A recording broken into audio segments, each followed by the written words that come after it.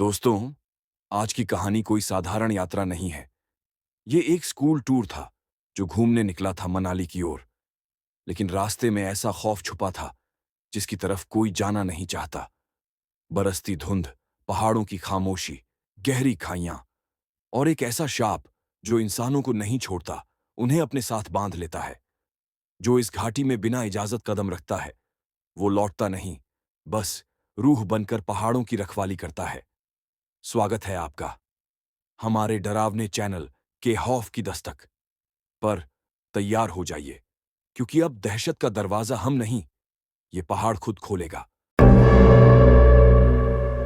हमारे स्कूल की लाइफ का सबसे यादगार पल, कम से कम हम ऐसा ही सोच रहे थे उस दिन जब मनाली ट्रिप के लिए स्कूल ने बस की व्यवस्था की थी। सुबह 5 बजे ही स्कूल के मैदान में भीड़ लग चुकी थी। आधे अब भी नींद में थे, कई उत्साहित, कुछ जिनके मुंह से लगातार बातें ही निकल रही थीं।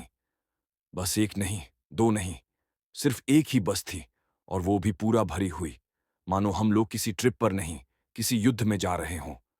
बस की खिड़कियों पर कोहरा लगा हुआ था। नवंबर का महीना, ठंडी हवा और अंधेरा अभी भी पूरी तरह छंटा नहीं था। हमारी बस के ऊपर स्कूल का नाम लिखा था, Saint Francis high school tour bus. मैं उस नाम को बार बार देख रहा था, पता नहीं क्यों। शायद मुझे उसी पल लगा था कि ये सफर वैसा नहीं होगा जैसा हम सोच रहे हैं। मेरा नाम आर्यन है। मैं और मेरे 4 खास दोस्त, साहिल, मोहसिन, गोविंद और ऋतिक, हम पांचों हमेशा साथ रहते थे। रोला पट्टी हमारी आदत थी और टीचर की डांट हमारी किस्मत। ट्रिप पर जाने के लिए हम पांचों सबसे ज्यादा पागल थे, लेकिन किस्मत, वो तो कुछ और ही चाहती थी। टीचर हाजिरी लगवा रहे थे और बच्चे बस में चढ़ने लगे। बस में भीड़ इतनी थी कि किसी को सीट नहीं मिल रही थी। कई बच्चों को बस में खड़े होकर ही सफर करना था। कोई ठंड से सिकुड़ रहा था, कोई अपने बैग सीट पर रखने में जगह ढूंढ रहा था, और सबसे मजेदार, कुछ जोड़ीदार जैसे पहले से बने हों, साथ बैठने की कोशिश में लगे थे। जब बस आखिरकार चलने लगी तो हल्की बारिश भी होने लगी। पहाड़ों का रास्ता जैसे हमारा इंतजार कर रहा हो। सड़क संकरी, जगह जगह मिट्टी और फिसलन, और किनारे खाई इतनी गहरी कि नीचे देखते ही इंसान की आत्मा कांप जाए। बस धीरे धीरे पहाड़ पर चढ़ने लगी। बाहर की हवा और ठंड ने बस के अंदर का माहौल और अजीब कर दिया। पहले तो सब मस्ती कर रहे थे, गाने, चिल्लपों, हंसी मजाक। लेकिन जैसे जैसे बस ऊंचाई की तरफ चढ़ती गई, माहौल बदलने लगा। रास्ता सुनसान होता जा रहा था और पेड़ों की घनी छाया बस की खिड़कियों को लगभग ढक देती थी। सूरज की रोशनी भी मुश्किल से झांक पा रही थी। ऊपर पहाड़ों में बादल मानो जमीन पर उतर आए हों। धुंध इतनी गहरी कि सड़क आगे 20 मीटर भी दिख नहीं रही थी। बस का ड्राइवर ब्रजेश अंकल बार बार अपने शीशे से बाहर झांकते और फिर धीरे से एक्सीलरेटर दबाते। हम सबको पहली बार एहसास हुआ, ये ट्रिप जितनी मजेदार थी उतनी ही डरावनी भी हो सकती थी। बस की हेडलाइट्स घने कुहासे को मुश्किल से चीर पा रही थीं। सड़क के किनारे किसी तरह की रेलिंग नहीं थी, और ऐसा लगता जैसे बस हल्का सा भी फिसली तो हम सीधे मौत की गहरी खाई में गिर जाएंगे। मैं खिड़की से नीचे झांकने की कोशिश कर रहा था, और वही पल पहली बार मेरे दिल में अजीब सी धड़कन पैदा कर गया। मैंने नीचे देखा, लेकिन सड़कों के नीचे सिर्फ काला अंधेरा, घना जंगल और धुआं सा उड़ता हुआ दिखाई दिया, जैसे किसी ने आग जलाई हो। पर वहां कोई इंसान कैसे हो सकता है, इतनी ऊंचाई पर? मैं ध्यान से देखने लगा। उस धुएं जैसी धुंध में मुझे कुछ काला सा हिलता हुआ दिखा। क्या था वो? मैं ठीक से समझ नहीं पाया, और तभी बस के अंदर पीछे की तरफ से एक लड़की चीख पड़ी, मम्मा, वो क्या है? हम सब चौंक पड़े। बस में अचानक चुप्पी छा गई। सब बच्चों की नजरें खिड़की के बाहर घूम गईं, लेकिन धुंध इतनी गहरी थी कि कुछ भी साफ नहीं दिख रहा था। टीचर्स ने डांट दिया, ज्यादा हॉरर फिल्में देखते हो, अब डर लग रहा है। हम सब हंसने लगे, लेकिन वो लड़की, वो अब भी खिड़की बाहर देख रही थी। उसकी सांसें तेज थीं और चेहरे पर दहशत थी। उसने कुछ देखा था, ये साफ था। बस आगे बढ़ती रही। जैसे जैसे हम पहाड़ों के अंदर जाते गए, सिग्नल गायब, रास्ते सुनसान, पेड़ ऊंचे और अंधेरे जैसे किसी की परछाइयां हों। ड्राइवर अंकल ने अचानक बस धीमी कर दी। सामने रास्ता टूटा हुआ था। मिट्टी खिसकने से एक तरफ सड़क धंस चुकी थी। बस को किनारे से निकालना था। उस पल पूरे बस में सन्नाटा फैल गया। धीरे धीरे पहियों की घर्र घर्र आवाज आने लगी। बस थोड़ा सा झुकी। मेरी धड़कन रुक सी गई। कई बच्चे रोने लगे। टीचर शांत रहने का कह रहे थे, लेकिन खुद के चेहरों पर भी डर साफ दिख रहा था। बस आखिर उस जगह से निकल गई, बाल बाल बचकर। लेकिन उस डर में किसी ने नोटिस ही नहीं किया कि बस में एक नई आवाज सुनाई देने लगी थी, जैसे कोई हमारे दरवाजों के पास खड़ा हो और धीरे धीरे बस की बॉडी पर नाखून रगड़ रहा हो। कर्क, कर्क, कर्क। मैंने पहले सोचा शायद पेड़ों की डाल टकरा रही हो, लेकिन ये आवाज पेड़ की नहीं थी।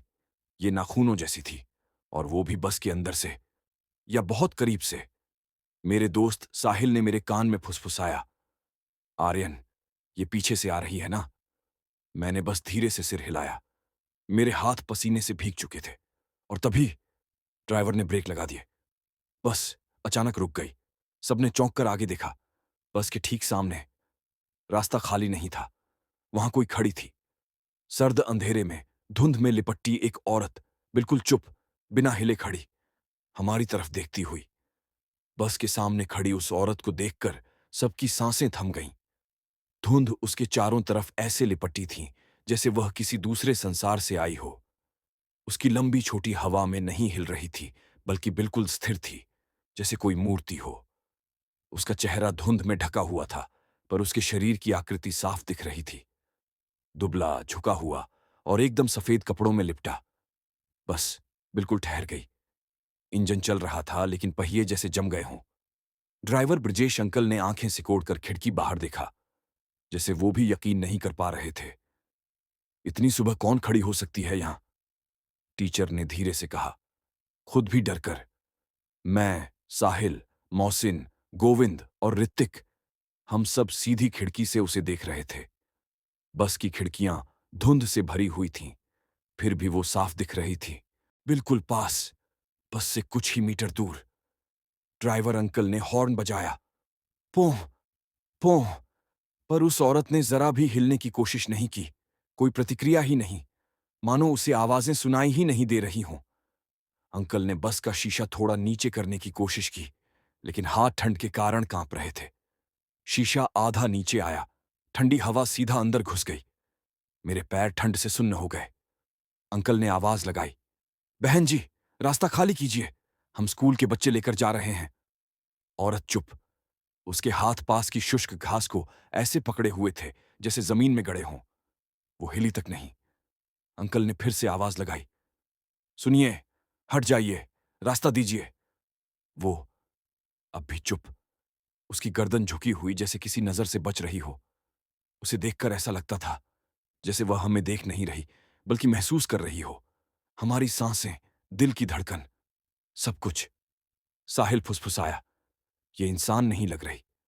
मोहसिन बोला, अगर रोड ब्लॉक हुआ तो वापस जाना पड़ेगा ना, मतलब 6 घंटे बर्बाद। ऋतिक फुसफुसाया, बर्बाद होने की बात नहीं, ये कुछ और है। मैं तो बस उस औरत की स्थिरता को देखे जा रहा था। वो अजीब थी।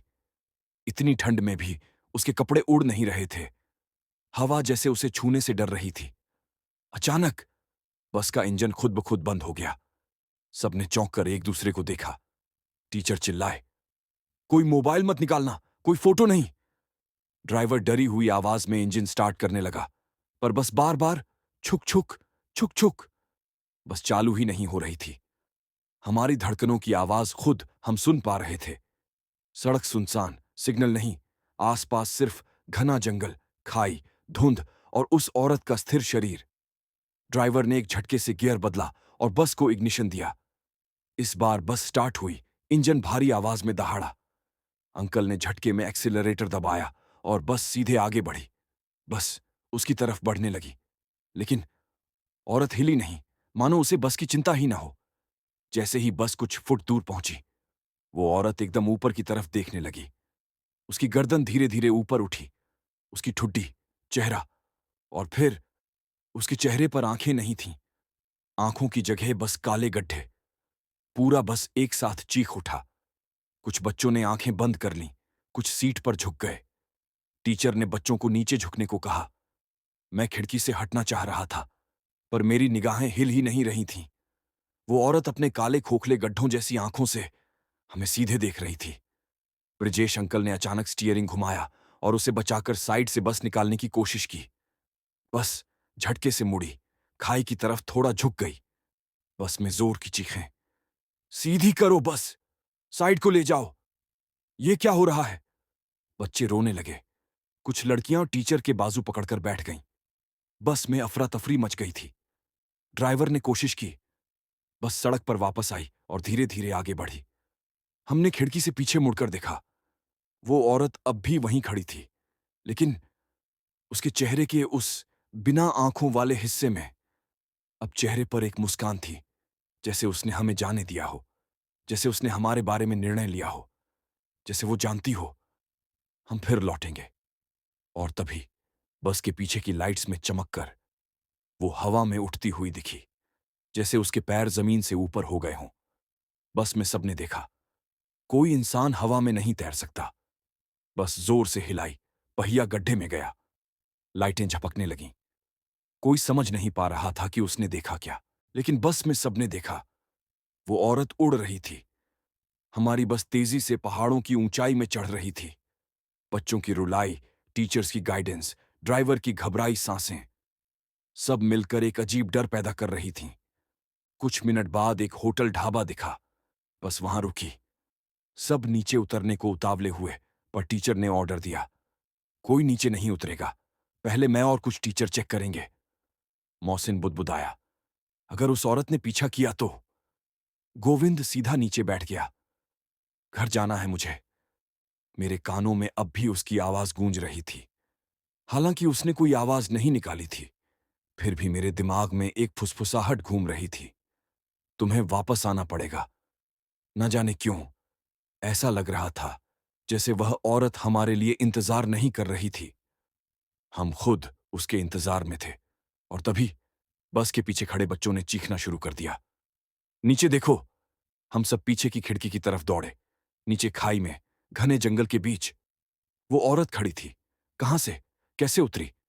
वह वहां खड़ी थी, स्थिर, लेकिन इस बार वह अकेली नहीं थी। उसके पीछे दो और परछायां थीं। पीछे खाई में खड़ी उस औरत के पीछे दिखाई देने वाली दो और परछायां, मानो पहाड़ के धुंध के बीच से धीरे धीरे निकल रही हों। वे स्पष्ट नहीं थीं, लेकिन इतना जरूर दिख रहा था कि वे इंसान नहीं थीं। बस के पीछे जमा बच्चों की चीखें रुक ही नहीं रही थीं। टीचर चिल्ला रहे थे, सब अपनी अपनी सीट पर जाएं, अभी कोई खिड़की के पास नहीं आएगा। पर मैं अपनी जगह जम गया था। आंखें खाई में जमी उस औरत पर टिकी थीं। उसका चेहरा अब भी काले खोखले गड्ढों की तरह था, पर अब उसकी गर्दन बार बार हिल रही थी, जैसे कोई टूटा हुआ पुतला जो गलती से जिंदा हो गया हो। उसके पीछे खड़े दो साएं धुंध में लिपटे थे, जैसे किसी की मौत के बाद सिर्फ उनकी परछाई ही बची हो। उनके चेहरे दिखते नहीं थे, शरीर का आकार भी पूरा नहीं, बस उनका होना बहुत डरावना था। अचानक पहाड़ों की हवा और तेज हो गई।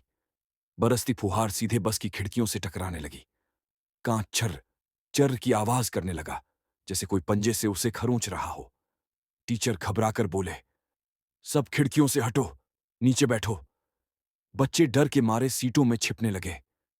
कुछ बैगों से चेहरा ढंक रहे थे, कुछ एक दूसरे को पकड़े हुए थे। इतने बच्चों की सांसें बस में भाप की तरह भरने लगीं, ठंडी हवा में कांपती हुई। ड्राइवर ब्रजेश अंकल ने तुरंत इंजन स्टार्ट किया और बस को आगे बढ़ाया। बस तेज हुई और पीछे की खाई धीरे धीरे ओझल होने लगी, पर मैं अपनी जगह से हिल ही नहीं पा रहा था। मेरा दिल जोर जोर से धड़क रहा था। मुझे लगा वो मुझे ही देख रही है। साहिल ने मेरा हाथ पकड़कर झटका, हट, क्या देख रहा है, पागल है क्या? मैंने सिर मोड़ा, लेकिन मेरे दिमाग में अब भी उसका चेहरा घूम रहा था, वो काली आंखों वाले गड्ढे और हमारी तरफ झुकी हुई गर्दन। बस लगातार आगे चढ़ रही थी। पहाड़ और सुनसान होते जा रहे थे। अब न कोई गांव, न कोई ढाबा, सिर्फ जंगल, खाई, धुंध और हवा। बस की हेडलाइट्स सफेद धुएं में डूबती जा रही थीं। धीरे धीरे बस में अजीब खामोशी छा गई। कोई बात नहीं कर रहा था, कोई हंस नहीं रहा था, सिर्फ एक एहसास कि कुछ गलत होने वाला है। कुछ देर बाद बस एक रास्ते पर मुड़ी, जो और संकरा था। यहां सड़क एकदम चुपचाप लग रही थी और दोनों तरफ पेड़ उतने बड़े जैसे आसमान को निगलना चाहते हों। तभी बस में पीछे से एक लड़की की धीमी चीख सुनाई दी, मेरी सीट कौन खींच रहा है? सबने मुड़कर देखा। पीछे वाली लड़की रिया अपनी सीट से खींच रही थी। उसके पांव फर्श पर गिरे हुए थे और कोई उसे पीछे से पकड़कर नीचे खींच रहा था। हमारी टीचर मिस पूजा तुरंत उसकी तरफ दौड़ी, लेकिन जैसे ही उन्होंने उसके हाथ पकड़े, रिया एकदम हवा में झूल गई। उसका शरीर सीट से कुछ इंच ऊपर लटक रहा था, जैसे किसी ने उसका गला पकड़कर ऊपर उठा लिया हो। लेकिन वहां कोई था नहीं, कोई दिखाई नहीं दे रहा था। बचाओ, बचाओ, मेरा गला, गला छोड़ो! रिया हवा में लटकती हुई चीख रही थी। पूरी बस हिल सी गई। कई लड़कियां रोने लगीं। कुछ बच्चों ने नीचे झुककर आंखें बंद कर लीं। कई सीटों में छुप गए। हम पांचों आगे थे और हम स्तब्ध थे। ड्राइवर ने बस रोकने की हिम्मत नहीं की। अगर बस खड़ी होती तो खाई में गिर सकती थी। वह बस चलाते हुए पीछे देख रहा था। उसकी आंखों में डर उसी औरत जैसा गहरा था। टीचर्स ने मिलकर रिया को नीचे खींचा। उसे पकड़कर सीट पर बैठाया गया। उसका गला लाल पड़ चुका था, जैसे किसी ने उसे लंबी उंगलियों से दबाया हो। रिया हांफते हुए रोने लगी। काली, काली आकृति, उसने कहा, तुम्हें नहीं जाना चाहिए था। पूरी बस सन्न। हवा का झोंका आया और बस की लाइटें झिलमिलाने लगीं। खिड़कियों पर धुंध और छींटें लगातार जमा हो रहे थे। ठीक उसी पल मैंने अपनी सीट के कांच पर कुछ देखा। एक लंबे नाखून का निशान, धीरे धीरे खिंचता हुआ कांच पर, मानो कोई खरोंच रहा हो। धीरे धीरे, बहुत धीमी आवाज के साथ, कर्क, कर्क, कर्क। मेरे दोस्तों ने भी सुन लिया। साहिल कांपते हुए बोला, क्या वो बस के बाहर हमारे साथ चल रही है? मुझे लगा वो काली औरत बस के साथ साथ पहाड़ों पर चल रही है, गिरी, उड़ी या किसी छाया की तरह फिसलती हुई, लेकिन बस से दूर नहीं जा रही। हमने एक दूसरे की ओर देखा और मेरे मन में एक ही सवाल जल उठा, क्या वो हमें मनाली तक पहुंचने देगी भी, या ये सफर वहीं खत्म होना है जहां उसने चाहा? बस खामोशी में आगे बढ़ रही थी और लकड़ी के पेड़ों के बीच मुझे लगा कोई दौड़ रहा है, हमारी गति के साथ साथ, हमारे बगल में, खिड़की के बहुत करीब। और तभी एक छोटी लड़की रोकर बोली, टीचर, कोई खिड़की पे बैठा है। हम सब ने उसी पल खिड़की की तरफ देखा और जो दिखा उसने हमारे गले जाम कर दिए। खिड़की के बाहर बस की खिड़की से चिपका हुआ चेहरा, आंखों के बिना, बस काली खाली जगह, और हाथ लंबे, टूटे हुए, नाखूनों से कांच पकड़ते हुए। वो बस के साथ साथ भाग नहीं रही थी, वो बस के बाहर लटक रही थी। खिड़की के बाहर लटका हुआ वो चेहरा, उस पर आंखें नहीं थीं, सिर्फ दो काले गहराई वाले गड्ढे जो किसी अंधेरे कुएं की तरह लग रहे थे। उसके होंठ फटे हुए, उसके गाल पर खून जैसा सूखा काला निशान, और सबसे डरावनी बात, उसके टूटे हुए, मुड़े तुड़े हाथ जो बस की खिड़की पर चिपके थे, जैसे कांच को तोड़कर अंदर आ जाना चाहता हो। बच्चों के मुंह से एक साथ चीख निकली, हटाओ इसे! बस में भगदड़ मच गई। टीचर बच्चों को बैठने और चुप रहने का कह रही थीं, लेकिन खुद उनके हाथ कांप रहे थे। ड्राइवर अंकल ने एक झटके में एक्सीलरेटर और ज्यादा दबा दिया। बस तेज हो गई। पहाड़ी सड़क पर तेज स्पीड का मतलब मौत से खेलना था, लेकिन मौत अब बाहर नहीं, बस के साथ भाग रही थी। मैं अपनी सीट से हिल ही नहीं पा रहा था। मेरी नजर खिड़की पर टिकी थी। वो चेहरा हिलते हुए, गिरते हुए, फिर भी मजबूती से चिपका हुआ था, जैसे कोई अदृश्य शक्ति उसे वहीं थामे हुए थी। बस ऐसे डगमगा रही थी जैसे कभी भी पलट जाए। फिर भी वो छाया जैसे बस का हिस्सा बनी हुई थी। साहिल मेरे कान में फुसफुसाया, आर्यन, अगर ये खिड़की तोड़कर अंदर आ गया तो। मैं कुछ बोलने ही वाला था, तभी वो चेहरा अचानक खिड़की से सरक गया, मानो किसी ने खींचकर नीचे फेंक दिया हो। लेकिन न आवाज हुई, न कोई झटका, बस गायब। सबने राहत की सांस ली, लेकिन राहत ज्यादा देर नहीं टिकती, क्योंकि तभी बस के पीछे से लड़कियां चीखने लगीं। हमने दौड़कर देखा। बस की आखिरी सीट के पास कांच पर खून जैसा लाल धब्बा उभर आया था, जैसे किसी ने अंदर आने की कोशिश की हो या किसी को बाहर घसीटा जा रहा हो। धुंध के बीच लाल निशान फैलता जा रहा था, जैसे किसी की उंगलियां अंदर फिसल रही हों। रिया फिर चिल्लाई, वो वापस आ गई। उसने कहा, तुम्हें उतरना होगा। बस के सभी बच्चे रोने लगे। कोई समझ नहीं पा रहा था कि क्या हो रहा है। ड्राइवर अंकल घबराकर चिल्लाए, किसी को खिड़की मत खोलना। पहाड़ों में आत्माएं होती हैं। वो लिफ्ट नहीं देती, जिंदगियां लेती हैं। हम पांचों एक दूसरे की ओर देखने लगे। ऐसा लग रहा था जैसे ये सफर सिर्फ डर का नहीं, किसी बदले का था। अब बस ऐसे रास्ते पर थी जहां सड़क का एक हिस्सा कच्चा था, मिट्टी भरी। बाईं तरफ बड़ी खाई, दाईं तरफ जंगली चट्टानें। अगर बस 1 इंच भी फिसली तो मौत तय। और तभी बस का टायर फिसला। पूरी बस तिरछी हो गई, जैसे खाई की तरफ गिरने वाली हो। बच्चे सीटों से उठकर गिरने लगे। चीखों की गूंज पहाड़ों में टकराने लगी। ड्राइवर ने जान बचाकर स्टीयरिंग मोड़ा और बस किसी तरह संभल गई। लेकिन उसी पल बस की छत पर थक थक थक की आवाज आई, जैसे कोई ऊपर चल रहा हो। सब चुप।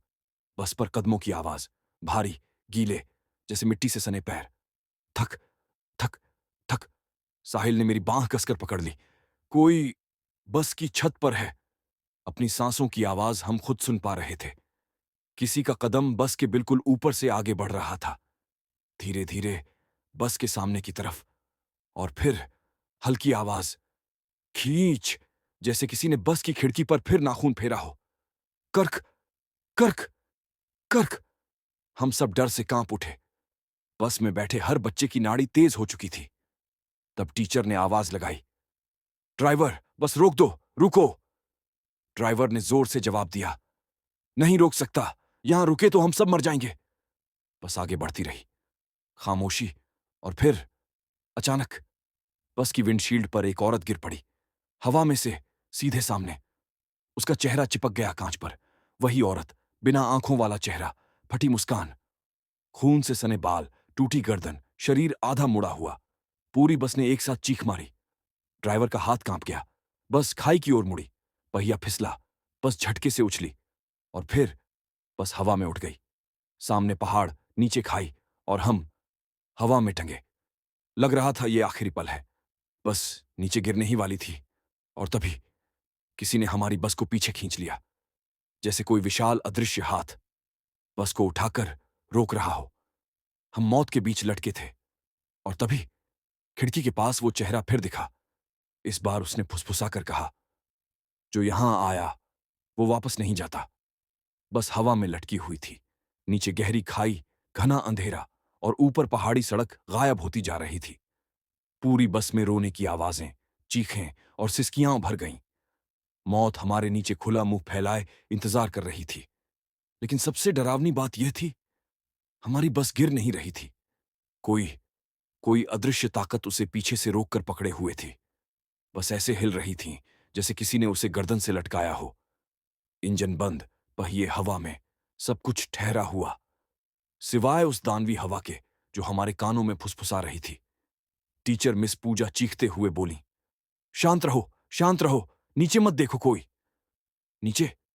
किसकी हिम्मत थी नीचे देखने की? फिर भी मैं देख बैठा। नीचे खाई में, काले जंगल के बीच असली खामोशी चलती हुई दिखाई दे रही थी। जिंदा परछाइयां, जैसे धुंध में सांसें ले रही हों। और ठीक उसी के ऊपर हमारी बस को रोकने वाली कोई चीज दिख तो नहीं रही थी, पर उसकी मौजूदगी का दबाव बस को थामे हुए था। किसी का विशाल, भारी हाथ, अदृश्य पर उतना ही असली। खिड़की के उस पार फिर वही चेहरा झुका हुआ दिखा। काली, खाली आंखों वाला, टूटी गर्दन से उल्टा मुड़कर हमें देखता हुआ। उसके होंठ फटे हुए, कटे हुए, लेकिन उन पर मुस्कान, मौत की मुस्कान। ड्राइवर ब्रजेश अंकल ने डर से पागल होकर स्टीयरिंग पकड़ा। ये ये बस को खींच रही है। कोई उतर जाओ, कोई नीचे उतरो, वजन कम करो। उनकी आवाज कांपती हुई थी, लेकिन उसमें पागलपन भी था। उन्हें लगा कि जितना वजन कम होगा, बस खाई में नहीं गिरेगी। उन्होंने चिल्लाकर कहा, 1-2 बच्चे उतर जाएं, बस बच जाएगी। पूरी बस में अफरा तफरी मच गई। बच्चे सीटों के नीचे छुपने लगे।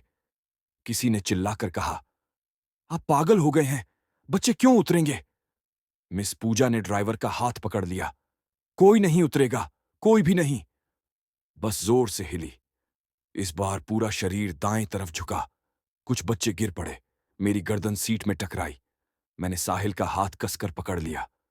तभी बस को थामने वाली ताकत ने झटका दिया। बस एक झटके में ऊपर उठ गई, जैसे किसी ने उसे फेंककर वापस सड़क पर पटक दिया। धड़ाम! बस पहियों के साथ जोरदार आवाज में सड़क पर आ गिरी। लग रहा था पूरी बस टूट जाएगी। कांच फटा, कुछ जगह दरारें पड़ गईं। झटका इतना बड़ा था कि कई बच्चे बेहोश हो गए। ड्राइवर ने बिना सोचे समझे बस स्टार्ट की। पूरी जान लगाकर उसने गियर डाला। इंजन हाँफने लगा, जैसे जिंदा हो चुका हो। बस फिसलती हुई खाई से दूर भागी, सड़क पर लौटने की कोशिश करती हुई। और वो औरत बस के सामने से हटकर खाई में गिर गई। लेकिन गिरते समय उसने हमें देखा, बिना आंखों वाले चेहरे से, सीधे हमें। हम बच गए थे, शायद। बस किसी तरह आगे बढ़ी। कोई कुछ नहीं बोल रहा था। सब दहशत, बेहोशी और रोने में डूबे हुए थे। कुछ मिनटों बाद पहाड़ के बीचों बीच एक पुराना लोहे का पुल दिखाई दिया। आधा टूटा हुआ, जंग लगा। उस पर बारिश की बूंदों से एक अजीब सी झनझन आवाज आ रही थी। ड्राइवर ने मजबूरी में वही रास्ता चुना। उसके अलावा कोई और रास्ता ही नहीं था। अगर पुल टूट जाए, हम खाई में। बस धीमी होकर पुल पर चली। पहिए चर्र चर्र आवाज कर रहे थे। नीचे तेज धार वाला काला पानी बह रहा था। वह पानी खून जैसा गहरा लग रहा था। साहिल ने धीरे से फुसफुसाया, अगर वो औरत नीचे गिरकर भी वापस आ गई तो? मैंने उसके सवाल का जवाब नहीं दिया, क्योंकि उसी पल पुल के नीचे बहते पानी से एक लंबा, खिंचा हुआ हाथ बाहर आया और उसने बस के टायर को छू लिया। वही टूटा हुआ हाथ, वे ही लंबे नाखून। बस जैसे ही पुल के बीच पहुंची, बस के टायर को किसी ने खींच लिया। बस जोर से झटकी और पुल दरकने लगा। हम फिर मौत के सामने थे।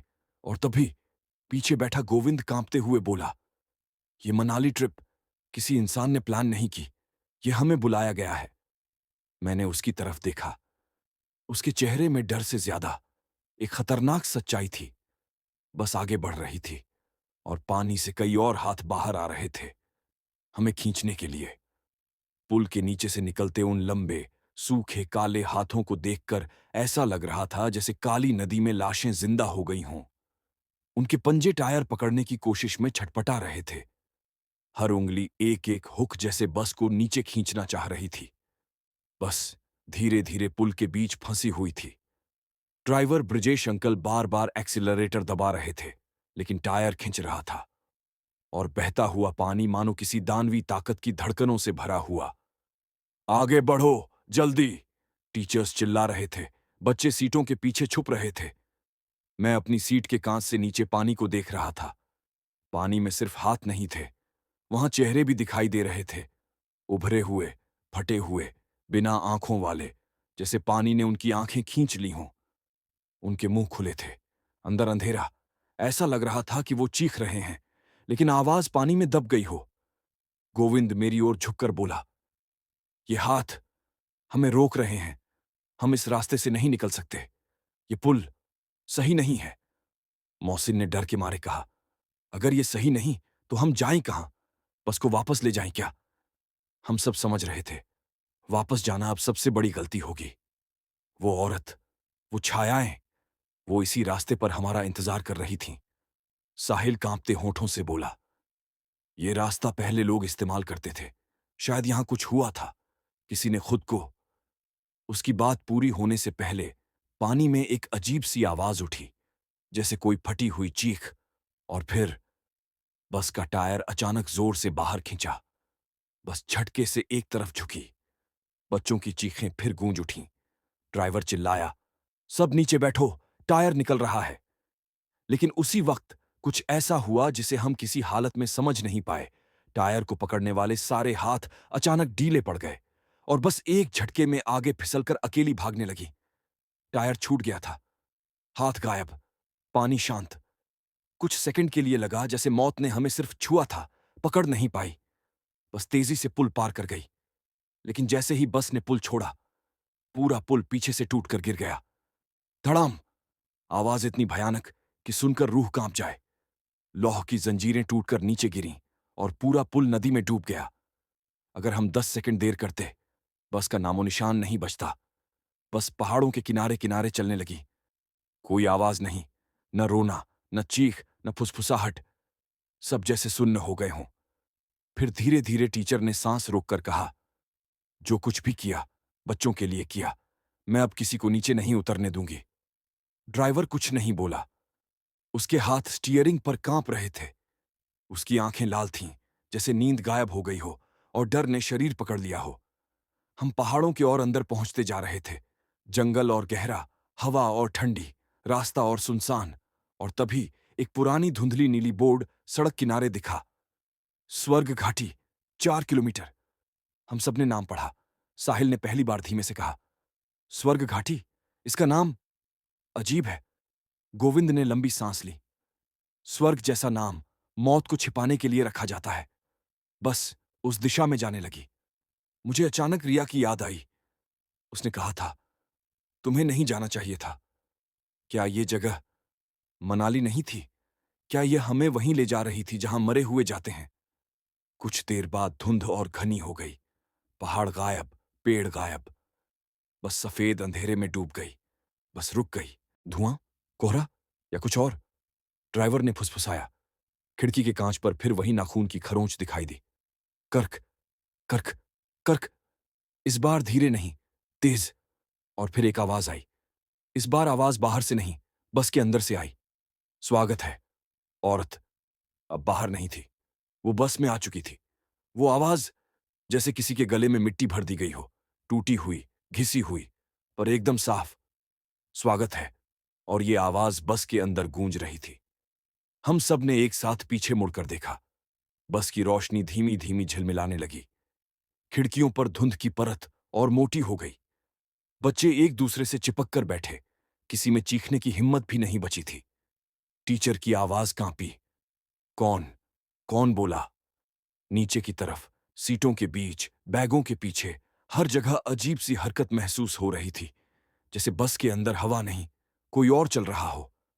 अचानक सामने की तरफ बैठी एक छोटी लड़की, इशिता, धीरे से खड़ी हुई। उसका चेहरा पीला, आंखें फैली हुई। वह डरी हुई नहीं लग रही थी, बल्कि किसी ट्रांस में थी। वह धीमे कदमों से बस के बीच तक आई। टीचर मिस पूजा चिल्लाई, इशिता, बैठो तुरंत। लेकिन इशिता जैसे सुन ही नहीं रही थी। वह धीरे धीरे अपनी उंगलियां बस की लोहे की छड़ों पर फेरने लगी। वही आवाज फिर गूंज उठी। कर्क, कर्क, कर्क। उसकी उंगलियों के नाखून मामूली नहीं थे, वे लंबे लग रहे थे, चाकू की धार जैसे नुकीले। साहिल ने डर से मेरा हाथ पकड़ लिया। ये इशिता तो ऐसी नहीं थी। मैं भी कांपते हुए उसे देखने लगा। उसके चेहरे के ठीक नीचे, गर्दन पर नीले काले निशान थे, जैसे किसी ने उसे जोर से पकड़ा हो। शायद वही हाथ जो पुल के पानी में थे। अचानक इशिता का सिर धीरे धीरे ऊपर उठा। उसकी आंखें सफेद, बिना पुतलियों के, और उसके होंठ अलग हुए। तुम्हें बुलाया गया है। सारा बस शांत। एक सन्नाटा जो चीख से भी डरावना था। ड्राइवर अंकल ने घबराकर इंजन स्टार्ट करने की कोशिश की। मैं मैं ये बस वापस ले जा रहा हूं, अभी। पर इंजन ने एक अजीब आवाज की। खर्र, छच, और बंद हो गया। फिर वही आवाज, इस बार बस के हर कोने से, जैसे 100 मरे हुए गलों से निकल रही हो। वापस कोई नहीं जाता। इशिता अचानक अपनी सीट पर गिर पड़ी और बेहोश हो गई। उसके गिरते ही बस की लाइटें तेज चमकीं। हम सब डर से सीटों में दब गए। ड्राइवर ने पागलों की तरह चिल्लाया, खोलो दरवाजा, बाहर चलते हैं। मिस पूजा ने रोकने की कोशिश की। नहीं, पहाड़ों में अंधेरा है, धुंध है, खाई है। पर ड्राइवर नहीं रुका। उसने बस का दरवाजा खोल दिया। दरवाजा खुलते ही घनी सफेद धुंध बस के अंदर घुसने लगी, जैसे जिंदा हो, जैसे सांस ले रही हो। हवा ठंडी नहीं थी, बर्फ जैसी थी। मेरे हाथ सुन्न पड़ने लगे। अंदर आते धुंध के साथ मुझे एक धीमी सी गंध महसूस हुई। सड़ी हुई देह, मिट्टी और खून जैसी। साहिल बुदबुदाया, ये धुंध नहीं है, ये कुछ और है। और फिर बस के दरवाजे के बाहर 2 फीट की दूरी पर धुंध के बीच एक आकृति उभरने लगी। धीरे धीरे स्पष्ट, कपड़े सफेद, बाल भीगे हुए, गर्दन टेढ़ी, चेहरा बिना आंखों के, उसी औरत की जो खाई में थी। वो बस के दरवाजे पर खड़ी थी, कहीं से चलकर नहीं आई, बस धुंध से निकली। ड्राइवर जड़ हो गया, उसके हाथ कांप रहे थे, पैर जमे हुए। और तब उसने अपनी टूटी हुई गर्दन फिर से सीधी की। चक चक चक, हड्डियों की आवाज बस में भर गई। अब उसका चेहरा सीधा हम सबकी ओर था। उसने धीरे से हाथ उठाया, उसके नाखून खून से सने हुए थे, और बोली, चलो, बहुत देर हो गई है। बस के बाहर सिर्फ अंधेरा नहीं था, वो मौत खड़े होकर बुला रही थी। बस के दरवाजे पर खड़ी वह औरत, जिसकी आंखें नहीं थीं, लेकिन गड्ढों जैसी खाली जगहें हमें सीधा देख रही थीं। उसकी फटी हुई मुस्कान, गर्दन की करकराहट और खून से टपकते नाखून, मानो किसी कब्र से लौटे हुए शरीर जीवित हो गया हो। उसने धीरे से अपना हाथ आगे बढ़ाया, निमंत्रण जैसा, पर मौत का। बस में बैठे हर बच्चे की सांसें थम गईं।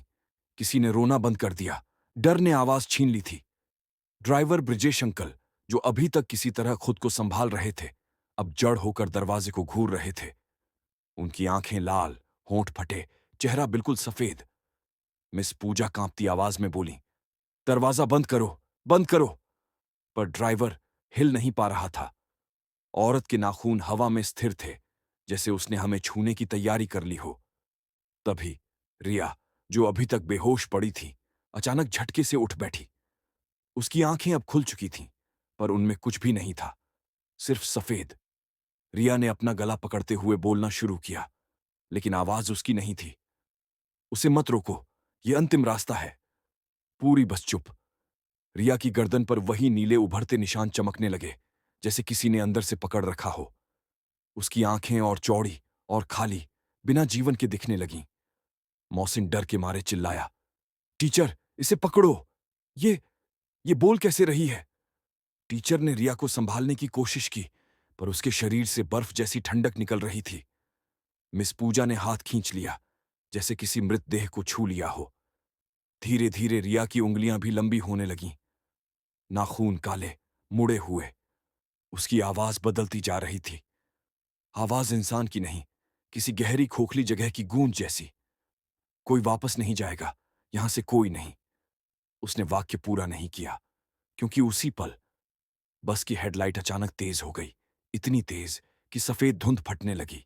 पूरे बाहर का दृश्य साफ होने लगा। हम सबने बाहर देखा। बस सड़क पर खड़ी ही नहीं थी, सड़क ही नहीं थी। बस एक पहाड़ की बिल्कुल किनारे लटकी थी। उसके आगे बस गहरी खाई, नीचे अंधेरा। कोई रास्ता नहीं, कोई रास्ता दिख भी नहीं रहा था। हम जहां तक सोच रहे थे कि बस सड़क पर है, हम गलत थे। बस पहाड़ से बाहर झूल रही थी, मानो जमीन हवा में बदल गई हो। ड्राइवर ने कांपते हुए चारों तरफ देखा। ये सड़क कहाँ गई? हम हम सड़क से उतर कैसे गए? साहिल फुसफुसाया, हम शायद किसी और रास्ते पर आ गए, जहां जिंदा लोग नहीं चलते। बस के सभी बच्चे अब रोने लगे। किसी में चिल्लाने की भी ताकत नहीं थी। मिस पूजा ने दरवाजा बंद करने के लिए झटपट हाथ बढ़ाया। जैसे ही उन्होंने बटन दबाया, दरवाजा धीरे धीरे बंद होने लगा। औरत बस से बाहर बस को घूर रही थी। दरवाजा थोड़ा सा बाकी था बंद होने को, जितना सा कि उसके हाथ अंदर न जा सकें। और तभी उसने अपनी गर्दन खींचकर दरवाजे के ठीक सामने झुकाई, जैसे वह आखिरी बार कुछ कहना चाहती हो। उसकी आवाज फटी हुई, गहरे अंधेरे से आती हुई, तुम्हें नहीं बुलाया गया, तुम खुद आ गए। बस की लाइट्स फिर झपकीं। पूरी बस अंधेरे में डूब गई, और जब रोशनी वापस आई, वो औरत गायब थी। दरवाजा बंद हो चुका था, सड़क गायब। बस बस हवा में आगे बढ़ने की कोशिश कर रही थी। और ठीक उसी पल ड्राइवर चिल्लाया, ब्रेक, ब्रेक नहीं लग रहा। बस धीरे धीरे खाई की तरफ फिसलने लगी, और हम सीटों में जमे मौत की तरफ खिसक रहे थे। बस पीछे से हल्की हल्की खिंचने लगी। पहिए जमीन पर टिके जरूर थे, लेकिन लगता था जैसे नीचे की मिट्टी, सड़क, हवा सब गायब हो रही हो। ब्रेक बिल्कुल काम नहीं कर रहे थे। ड्राइवर जितना दबाता, बस उतना ही खाई की तरफ सरकती जा रही थी। बच्चों की चीखें, रोने की आवाजें, टीचर्स की दहशत, सब कुछ एक भयावह गूंज में बदल गया। कोई सीट पकड़े हुए चिपका, कोई आंखें बंद कर रहा था, कोई लगातार दुआ कर रहा था। बस के एक एक सेकंड में मौत का एहसास बढ़ता जा रहा था।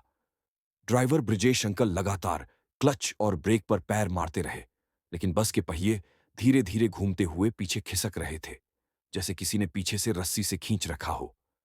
खाई अब हमसे बस कुछ फीट दूर थी, और तभी मिस पूजा आगे आकर ड्राइवर के पास खड़ी हो गईं और उनकी आवाज थरथराते हुए निकल पड़ी।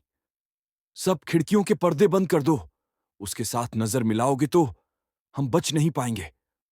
उनकी आवाज टूट रही थी, जैसे वे किसी पुराने डर को याद कर रही हों। बच्चों ने तुरंत खिड़की के पर्दे खींचने शुरू किए, लेकिन जैसे ही पर्दे खींचे गए, हमें एहसास हुआ कि बाहर अंधेरा नहीं था, धुंध नहीं थी। वहां कुछ चेहरों की परछाइयां खड़ी थीं, सिर्फ आंखों के गड्ढे वाले चेहरे, बिना मुंह, बिना आवाजों के, जैसे मरे हुए हमारी बस को घूर रहे हों। हमने पर्दे गिरा दिए। डर से हाथ कांप रहे थे। बस अब लगभग बिना सड़क के ही खड़ी लग रही थी। हम बस दहशत के सहारे टिके हुए थे। साहिल बुदबुदाया, यार, ये सब क्यों हो रहा है? बस क्यों रुकी है? हमें क्यों रोक रहे हैं? गोविंद धीरे धीरे मेरी ओर झुका और उसकी आवाज फुसफुसाहट में बोली, तुम्हें याद है, हमने पूरी यात्रा में प्रार्थना नहीं की, न किसी मंदिर में रुके। ये पहाड़, इन्हें चढ़ने से पहले आशीर्वाद लेते हैं। हमने सीधे चढ़ाई की है, ये रास्ता हमारा नहीं है। उसकी आंखों में डर नहीं, सच झलक रहा था। मैंने धीरे से कहा, तो अब क्या? गोविंद ने अपनी आंखें बंद कीं और धीरे धीरे मंत्र जैसा कुछ बोलना शुरू कर दिया। हमें समझ नहीं आया, पर शब्द पहाड़ी भाषा जैसे लगे, किसी पुराने पहाड़ी मंत्र की तरह। टीचर मिस पूजा ने उसे सुनकर चौंकते हुए कहा, ये मंत्र तुझे कहां से आया? गोविंद के होंठ कांप रहे थे। मेरी दादी, वो पहाड़ी थीं, कहती थीं, जो आत्माएं रास्ता रोकें, उन्हें नाम से पुकारना मत, बस प्रार्थना करो। बस धीरे धीरे खिसकना बंद हो गई। हम सबने गोविंद की ओर देखा, और तभी बस के पीछे किसी ने जोर से ठोका। थक, थक, थक। सारे बच्चे चीख उठे। ड्राइवर चिल्लाया, कौन है? लेकिन हम जानते थे, कोई जिंदा नहीं था वहां। फिर दो और ठोकरें, इस बार बहुत ज्यादा ताकत से। थक, थक। बस का पिछला हिस्सा हिल गया, जैसे कोई बाहर से बस को धक्का दे रहा था, नीचे खाई की तरफ। मिस पूजा चिल्लाई, मत हिलाओ, कोई खिड़की मत खोलो। लेकिन पीछे से खिड़की अपने आप खुलने लगी, धीरे धीरे, बिना किसी के छुए। उसके पर्दे हट गए, कांच ऊपर सरकने लगा, और फिर खिड़की से एक हाथ अंदर घुसाया, लंबा, काला, सड़ा हुआ, नाखून खून से भरे हुए। हाथ किसी बच्चे के पैर को पकड़ने ही वाला था कि गोविंद उठकर खिड़की की तरफ दौड़ा। उसने अपना हाथ उस काले हाथ पर रख दिया, और पूरी बस में चीखें गूंज गईं। उस हाथ को जैसे आग लग गई हो। वो तुरंत खिड़की के बाहर झटके से पीछे खींच गया। गोविंद के हाथ से खून बहने लगा, लेकिन उसने उस हाथ को रुकने नहीं दिया। मिस पूजा चीख पड़ी, पागल हो गया है, तुझे पता है ये क्या था? गोविंद दांत भींचकर बोला, अगर हम इसे नहीं रोकते, ये हम सबको खाई में खींच लेती। खिड़की जोर से बंद हो गई। बस हल्के हल्के वापस सड़क पर आने लगी, जैसे कोई अदृश्य शक्ति हमें छोड़ रही हो। धीरे धीरे बस फिर जमीन पर टिक गई। साहिल ने कांपते हुए कहा, अब अब हमें क्या करना होगा? गोविंद ने भारी आवाज में कहा, हम अभी भी उनके इलाके में हैं, ये सिर्फ शुरुआत थी। और उसी पल बस के ऊपर से किसी के चलने की आवाज फिर सुनाई दी, थक, थक, थक। इस बार आवाजें ज्यादा भारी थीं, जैसे किसी और ने बस पर चढ़ाई कर ली हो। बस के ऊपर से आती वे भारी, गीले पैरों की आवाजें, थक, थक, थक। हर कदम ऐसा लगता जैसे किसी विशाल शरीर का वजन बस की छत में धंस रहा हो। हम सब सांसें रोककर सुन रहे थे। साहिल मेरी बांह पकड़कर फुसफुसाया, ये पहले वाली औरत नहीं है, ये कुछ भारी है। और उसके शब्द सच लग रहे थे। आवाज पहले वाली औरत से अलग थी। ये धीमी, भारी और ज्यादा शक्तिशाली थी। ड्राइवर ब्रजेश अंकल ने इंजन चालू किया, कोशिश की कि बस आगे बढ़ा दे, लेकिन इंजन सिर्फ कर्कश ध्वनि करता रहा। छच, खर्र, छच। बस जगह से हिली भी नहीं, मानो कोई ऊपर से दबा रहा हो। उस अदृश्य वजन के नीचे बस कराह रही थी। ठंड इतनी बढ़ गई थी कि मेरी उंगलियां सुन्न होने लगीं। नींद भी आने लगी, जैसे कोई हमें थकाकर नींद में सुला देना चाहता हो। शायद मौत आसान लगने लगे, डर खत्म हो जाए और हम खुद ही छोड़ दें। मिस पूजा अचानक चिल्लाईं, सब जागते रहो, आंखें मत बंद करना, ये नींद नहीं, ये खींच रही है। कभी आपने सोने से डर महसूस किया है? हमने उस पल महसूस किया। रिया, जो बेहोश थी, फिर से धीरे धीरे करवट बदलकर बैठ गई। उसकी आंखें अभी भी सफेद थीं और होंठ हिल रहे थे। उसके गले में नीले निशान और उभर रहे थे, जैसे कोई अंदर से खींच रहा हो। वह धीरे धीरे बस की छत की ओर देखने लगी, ठीक उसी दिशा में जहां वो भारी चीज चल रही थी। फिर उसने फुसफुसाकर कहा, वो आ गया। उसकी आवाज मानव नहीं थी, फटी हुई, गहरी, जैसे किसी गुमशुदा गुफा से निकली हो। मोहसिन डर के मारे चिल्ला उठा, कौन आ गया? कौन? रिया अचानक जोर से हंसने लगी। वो हंसी बच्चे की नहीं, किसी बूढ़ी सूखी औरत की आवाज जैसी थी। जिसकी दुआ ले बिना पहाड़ पार नहीं होते, वह बोली। जिसकी अनुमति के बिना कोई जीवित नहीं लौटता। हम सब चुप, न बोल पा रहे थे, न रो पा रहे थे। रिया की गर्दन धीरे धीरे पीछे की तरफ मुड़ने लगी। उसकी हड्डियां छर्र छर्र करके टेढ़ी होने लगीं। और तभी बस की छत पर कुछ भारी चीज एकदम कूद पड़ी। धम्म! बस का पूरा ढांचा हिल गया। लोग सीटों से उछल पड़े। ड्राइवर चीखते हुए ब्रेक पकड़े रहा, जैसे ब्रेक से नहीं भगवान से चिपका हो। छत का लोहे का ढांचा अंदर की तरफ मुड़ने लगा, जैसे कोई पंजों से उसे फाड़ना चाहता हो। रात को चिढ़ने वाली आवाज, कचश। छत पर चीर सा पड़ा और फिर 4 उंगलियां, बहुत लंबी, काली, सड़ी हुई, छत को पकड़कर अंदर झांकती दिखीं। नाखून नहीं, चाकू जैसे पंजे। पूरी बस दहशत से जमी। गोविंद, जिसने मंत्र पढ़ा था, अब घुटनों के बल बैठकर आंखें बंद कर चुका था। उसका चेहरा डर में नहीं, श्रद्धा में झुका था। वह कांपते हुए बुदबुदाया, देवी, हमें माफ कर दो, हमने आपका पर्वत बिना आशीर्वाद चढ़ा। साहिल अब रो रहा था। कौन सी देवी? कौन है ये? गोविंद ने आंखें खोले बिना उत्तर दिया, घाटी की रक्षक, जो मरे हुए शरीर से बनती है, जिसकी आत्माएं रास्ता रोकती है। बस के ऊपर से आवाज आई, कर्र, जैसे किसी का जबड़ा खुला हो। और सांस लेने की आवाज, खा। अब सिर्फ औरत नहीं थी, कुछ और जाग उठा था। बस हिल रही थी, खाई के ऊपर मौत उतर रही थी। तभी खिड़की के बाहर से एक घंटी की आवाज आई, टनन टनन टनन, जैसे कोई मंदिर पास हो। वो आवाज आते ही छत पर छड़ी चीज रुक गई। रिया की गर्दन सीधी हो गई और बस में फैलती मौत अचानक ठहर गई। हम सब ने सांस लिया, लेकिन उस आवाज के साथ बस के बाहर कुछ और खड़ा हो गया। लेकिन क्या? मंदिर या कोई और? अगला कदम अब वहीं से शुरू होगा। बस के बाहर बजती टुनटुन की घंटी ने सब कुछ रोक दिया था। वो आवाज न तेज थी, न धीमी, पर इतनी भारी कि जैसे उसने पूरे पहाड़ को थाम लिया हो। खिड़कियों पर रेंगती परछाइयां, छत पर चढ़ा वो दानवी वजन, सब एकदम स्थिर।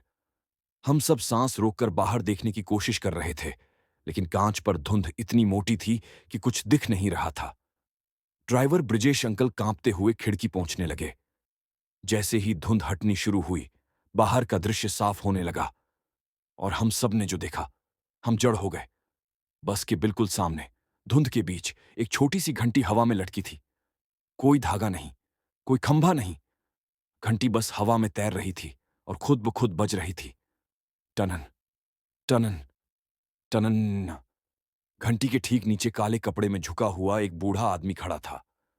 उसके बाल सफेद, बहुत लंबे, ऐसे जैसे महीनों से किसी ने उन्हें छुआ ही ना हो। उसकी पीठ मुड़ी हुई और हाथ में एक लकड़ी का त्रिशूल, जिस पर सूखे खून से भरे निशान उभरे हुए थे। उसकी आंखें बंद थीं, लेकिन वह सीधे हमारी बस की ओर मुंह करके खड़ा था, मानो वह हमारी राह रोकने ही नहीं, बचाने आया हो। ड्राइवर ने कांपते हुए खिड़की खोली, लेकिन हवा अंदर आते ही ठंडी नहीं, जलती हुई गर्म लगने लगी, जैसे पहाड़ आग में बदल गए हों। बूढ़े आदमी की आवाज आई, भारी, टूटी और पहाड़ी भाषा में। हम में से कोई समझ नहीं पा रहा था, लेकिन गोविंद, जिसने मंत्र बोला था, धीरे धीरे उठकर खड़ा हुआ। उसकी आंखें डर के बावजूद उस आदमी को पहचान रही थीं। गोविंद ने दरवाजा खोलने की कोशिश की। टीचर मिस पूजा चिल्लाई, नहीं, दरवाजा मत खोलो, वो इंसान नहीं भी हो सकता। गोविंद की आवाज धीमी मगर आत्मविश्वासी थी। ये इंसान नहीं, देव मंदिर का पुजारी है। हम सब स्तब्ध। ये कैसे जाना उसने? गोविंद बोला, दादी ने बताया था, घाटी में एक शापित मंदिर है जहां रक्षक देवी की आत्मा पहाड़ों पर निगरानी रखती है। यात्री प्रार्थना किए बिना आगे बढ़ें तो वे उसे जगाते हैं और वो उन्हें वापस बुला लेती है। साहिल ने कांपते हुए पूछा, मतलब हम पूजा किए बिना अंदर आ गए? गोविंद ने आंखें बंद कर लीं। हां, और वो जाग गई है। बस के ऊपर से फिर वही घट्टा घट्टा पैर हिले। किसी ने जोर से छत फाड़ी। कच! पुजारी ने त्रिशूल उठाकर जमीन पर पटका। ठां! घंटी और तेज बजी। टन्नन! बस की छत से गिरता दानवी पंजा जैसे आग में जल गया और पीछे हट गया। एक चीख सुनाई दी, लेकिन वह आवाज हवा में घुल गई। रिया, जो सफेद आंखों वाली मृत सी लग रही थी, धीरे धीरे सामान्य होने लगी। उसकी सांस वापस आई। नीले निशान हल्के पड़ने लगे। बूढ़ा पुजारी बस के पास आया और दरवाजे पर त्रिशूल मारा। थक! दरवाजा अपने आप खुल गया और वह पहली बार बोला, हिंदी में, अगर जीवित रहना है तो मेरे पीछे चुपचाप चलो। आवाज बिल्कुल मत निकालना। हम सब स्तब्ध। बस के पीछे अब भी कोई विशाल जीव चल रहा था। घंटी की आवाज ही उसे रोक रही थी।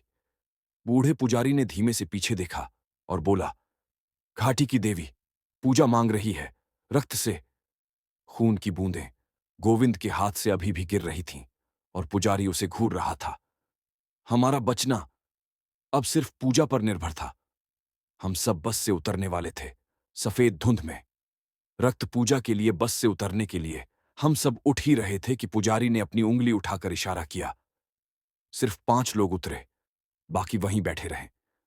अगर कोई बच्चा रोया, आवाज की, तो सब खत्म। हम सब सुन्न। कौन उतरेगा?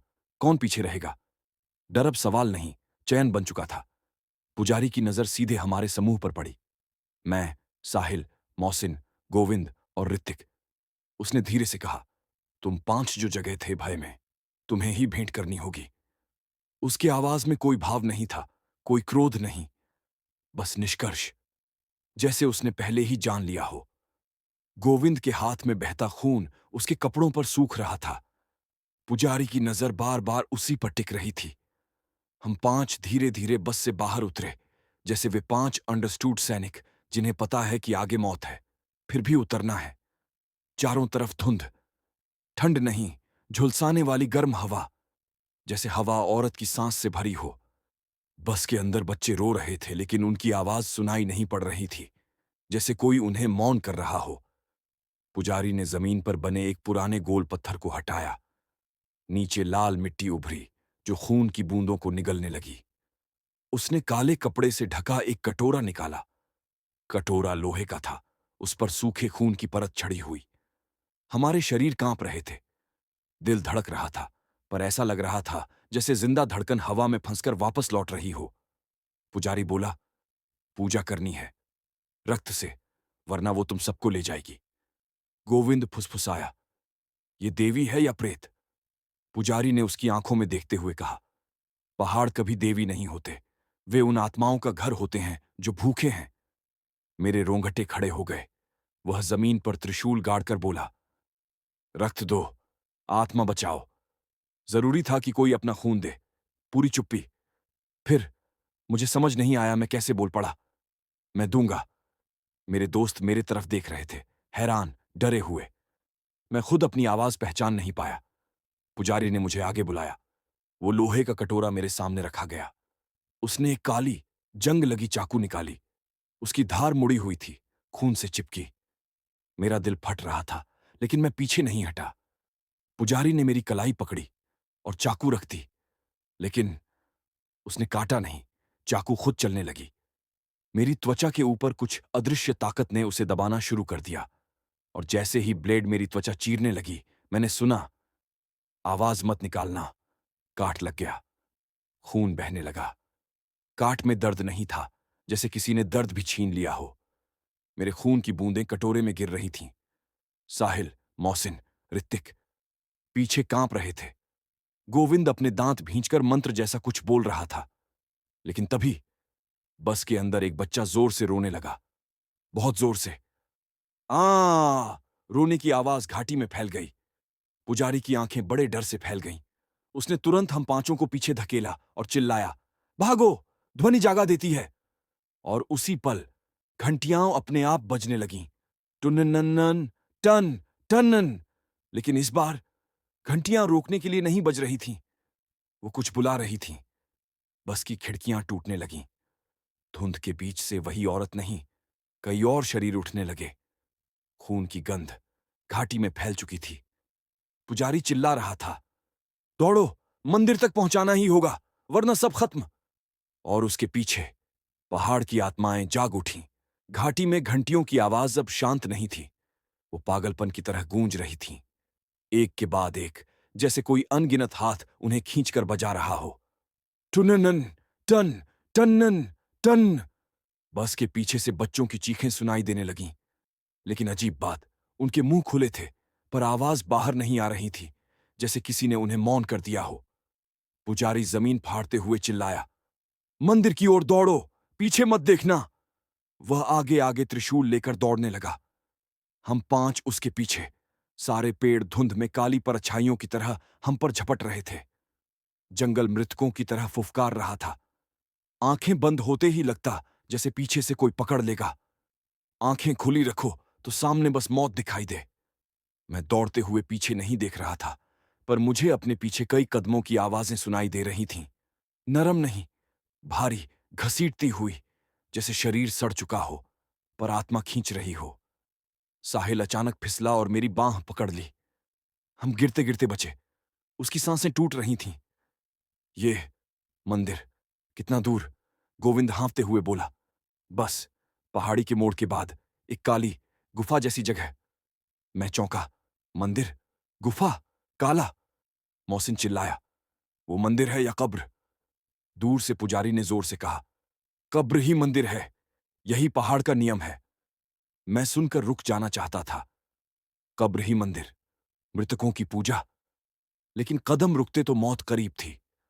हम दौड़ते रहे, पेड़ों के बीच लटकते सड़े पट्टे, जैसे किसी त्यागे हुए त्योहार के अवशेष।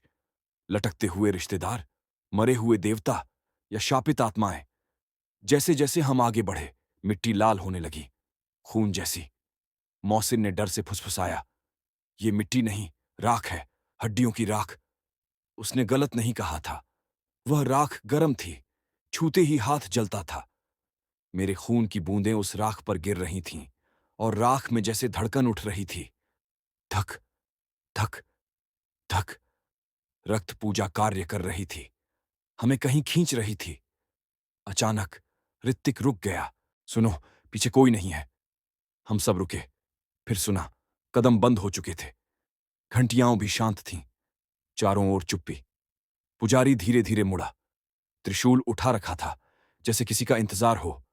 हवा स्थिर, धुंध जमी। फिर पीछे अंधेरे में हल्का सा चटकना, किसी की हड्डी मुड़ी हो जैसे। कचक कचक कचर्र। हम सब कांप गए। और तभी सामने की धुंध फट गई। एक बड़ा काला मंदिर नहीं, एक गुफा, जिसके ऊपर खोपड़ी जैसा पहाड़। गुफा के दरवाजे पर 10 खोपड़ियां टंगी थीं। उन पर प्राचीन सिंदूर, राख और काले काले दाग। और सबसे ऊपर वही बिना आंखों वाली औरत, अब गुफा के मुहाने पर खड़ी। उसकी गर्दन मुड़ी हुई नहीं थी, अब वह सीधी खड़ी थी, देवी की मूर्ति जैसी। पुजारी ने नीचे सिर झुकाया, हाथ जोड़ लिए। हम पीछे खड़े डर में जमे रहे। औरत या देवी ने अपना हाथ उठाया। उसकी आवाज गुफा से निकली, और हर हड्डी पर लगी घंटियां उसके शब्दों के साथ बज उठीं। रक्त दिया, अब आत्मा देनी होगी। हम सब चीखे, किसकी? उसने मेरे, साहिल और मोहसिन को नहीं देखा, न ऋतिक को। उसने सीधा गोविंद की ओर देखा। गोविंद पीछे हट गया, कांप गया। फिर भी उसके होंठ फुसफुसाए, देवी, मुझे क्षमा। मैं चिल्लाया, गोविंद नहीं, उसे मत लो। पुजारी चीख पड़ा, शांत। देवी के आगे विरोध मृत्यु से भी भयानक शाप है। देवी आगे आई, उसका चेहरा बिना आंखों का, और मेरे सामने रुकते ही उसकी आंखों के गड्ढों में मांस उगने लगा। वह आंखें बना रही थीं, ताजा खून की आंखें, मेरे खून से। उसने कहा, जिसका रक्त, उसकी आत्मा। और गोविंद की तरफ हाथ बढ़ा। गुफा खुल गई और मैं कुछ नहीं कर पा रहा था। देवी का हाथ हवा में ठहरा था और गोविंद की ओर बढ़ रहा था। उसकी उंगलियां किसी इंसान की उंगलियां नहीं थीं, लंबी, सूखी और खून से सनी हुई, जैसे किसी ने उसे कब्र से खींचकर जिंदा कर दिया हो। गोविंद के होंठ फड़फड़ा रहे थे, उसकी सांस टूट रही थी, पर उसकी आंखों में दया नहीं, स्वीकार था। वो धीरे धीरे बोला, अगर मैं इसे नहीं दूंगा, हम सब मरेंगे। मैं चीख पड़ा, नहीं, हम सब भाग सकते हैं। कुछ करे पुजारी, कुछ मंत्र बोले, कुछ। पुजारी ने चीख कर मेरा मुंह दबाया। मूर्ख, वह भक्षक है, रक्षक नहीं। ये देवी नहीं, ये घाटी का शाप है। मैं सन्न रह गया। देवी नहीं, शाप? तो फिर ये पूजा, रक्त, मंत्र? पुजारी ने कहा, ये पूजा नहीं, सौदा है। खून देकर रास्ता खरीदा जाता है। हवा भारी हो गई, घंटी की आवाज धीमी, डरावनी और नीचे जाती हुई। टन, टन, टन। औरत नहीं, उस शापित आत्मा ने अपना चेहरा उठाया। अब उसकी आंखें मेरे ही रक्त से बनी थीं, लाल, ताजा, गीली, जैसे किसी ने उन्हें अभी खींचकर लगा दिया हो। वो मुझे घूरने लगी। मैं पीछे हट गया। वो बोली, रक्त मेरा दिया, आत्मा मेरी होगी। मैं कांप गया। तुम्हें मेरा खून चाहिए था, तो मेरी आत्मा क्यों? वो मुस्कुराई। उसकी मुस्कान फटी हुई खाल से निकलकर गर्दन तक फैल गई। खून रास्ता दिखाता है, आत्मा उसे पूरा करती है। अचानक मक्खियों के झुंड जैसी काली धुंध हमारे पैरों को छूने लगी। गोविंद जमीन से चिपकता जा रहा था, जैसे कोई उसे पकड़कर खींच रहा हो। साहिल चिल्लाया, गोविंद उठो, भागो। मोहसिन और ऋतिक ने उसे खींचने की कोशिश की, लेकिन उसके पैर मिट्टी में धंस रहे थे। नहीं, मिट्टी नहीं, मुंह। जमीन के नीचे कई मुंह खुल रहे थे, बिना होठों के, बिना चेहरे के, बस काले गड्ढे जैसे मुंह जो उसे निगलने लगे। गोविंद चीखता रहा, भाग जाओ, भागो, मेरे लिए मत रुको। मैंने उसका हाथ कसकर पकड़ा। नहीं, मैं तुम्हें छोड़कर नहीं जाऊंगा। गुफा के मुहाने से वो शापित देवी गरजी, विरोध मृत्यु नहीं देता, शाप देता है। पुजारी कांपते हुए बोला, उसे छोड़ दो। अगर तुम उसके लिए रुके तो वो सिर्फ उसे नहीं, तुम्हें भी जीते जी बांध लेगी। गोविंद की आंखों में आंसू थे। उसने मेरे हाथ छुड़ाते हुए कहा, आर्यन, तू बच जा, वापस जा, मां बाप के पास। मैं रोते हुए चिल्लाया, नहीं। साहिल, मोहसिन और ऋतिक भी रो रहे थे। हम नहीं चाहते थे उसे खोना, लेकिन जमीन के मुंह अब उसका पूरा शरीर निगल रहे थे। उसकी गर्दन तक मिट्टी बन चुकी थी। गोविंद ने आखिरी बार कहा, तुम चारों जीवित रहो, यही मेरा अंतिम वचन है। और फिर वह खिंच गया। शरीर अलग नहीं, आत्मा खींच ली गई। जमीन बंद हो गई, धुंध शांत, घंटियां मौन। मैं वहीं जमीन पर गिर पड़ा, चीख भी न निकली। गोविंद गया। पुजारी फुसफुसाया, हमने कीमत दे दी, अब हम जा सकते हैं। मैंने उसका गला पकड़ लिया। तू झूठा है, तूने उसे मरवा दिया। पुजारी धीरे से बोला, वो मरा नहीं, अब वो इसी घाटी का हिस्सा है। और तभी पीछे से गोविंद की आवाज आई, आर्यन। हम सब जम गए। धीमे से उसकी आवाज फिर आई, मत जाओ। पीछे मुड़कर देखा, गोविंद खड़ा था, लेकिन वो अब गोविंद नहीं था। उसकी आंखें काली, चेहरा बिना जीवन, होंठ नहीं, बस फटे हुए गड्ढे। वह अब घाटी का मृत प्रहरी था और उसने मुस्कुराते हुए कहा, अब मेरी बारी है तुम्हें रोकने की। गोविंद हमारे सामने खड़ा था, लेकिन वो हमारा गोविंद नहीं रहा। उसका चेहरा सफेद मिट्टी जैसा, आंखें दो काले गड्ढों में बदल चुकी, होंठ गायब, बस एक फटा हुआ बेजान मुंह, जैसे किसी ने चेहरे की परत उधेड़ दी हो। वो बिना पलक झपकाए हमें घूर रहा था। हम हर रोज उसके साथ हंसे थे, खेला था, स्कूल गए थे। अब वो मृत पहाड़ का प्रहरी बन चुका था। साहिल रोते हुए चिल्लाया, गोविंद, वापस आ जा, हम तेरे दोस्त हैं। गोविंद ने कोई जवाब नहीं दिया। वो बस धीरे धीरे हमारी तरफ चलने लगा। उसके कदम जमीन पर नहीं पड़ रहे थे, बल्कि घसीटते हुए, जैसे किसी ने उसके पैरों को काटकर वापस जोड़ दिया हो। जैसे वो जीवित शरीर नहीं, खाली खोल हो। मोहसिन पीछे हटते हुए कांप उठा। ये गोविंद की आत्मा नहीं है, ये कुछ और है उसके अंदर। पुजारी ने भारी आवाज में कहा, ये आत्मा नहीं, ये घाटी की भूख है जो मरे हुए से चलना सीखती है। मैं कांप गया। गोविंद की गर्दन हल्की टेढ़ी होकर हिलने लगी। उसका मुंह बिना होंठों के खुला और उसमें से एक अजीब आवाज निकली, तुम यहां नहीं जा सकते। उसकी आवाज दोहरी थी, एक गोविंद की, दूसरी किसी और की, जैसे दोनों आवाजें एक साथ उसके फटे गले से निकल रही हों। उसने अपना हाथ आगे बढ़ाया। उसकी उंगलियां लंबी, मुड़ी तुड़ी, काली, नाखून सड़े हुए, टूटे लेकिन तेज। वो हमें पकड़ना चाहता था। मैंने कदम पीछे खींचे, लेकिन मेरे पैर जड़ हो गए थे। पुजारी ने त्रिशूल उठाया और जमीन पर जोर से पटका। ठां! गोविंद की चाल रुक गई। उसकी आंखें अचानक और काली हो गईं। पुजारी बोला, वह अब इस घाटी से बाहर नहीं जा सकता। तुम उसे बचा नहीं सकते। अगर तुम रुके, तुम भी उसके जैसे हो जाओगे। मुझे लगा मेरा दिल फट जाएगा। मैंने दांत भींचकर चिल्लाया, मैं उसे छोड़कर नहीं जाऊंगा। पुजारी सख्त आवाज में बोला, दोस्तों की कस्में यहां मौत बनती है। जीवित रहना है तो जीवित को पकड़ो, मरे हुए को नहीं। गोविंद अपने दोनों हाथ फैलाकर हमारी ओर बढ़ने लगा। तेज, अब उसके पैरों की हड्डियां टूटने की आवाज सुनाई दे रही थी। कच, कच, कच।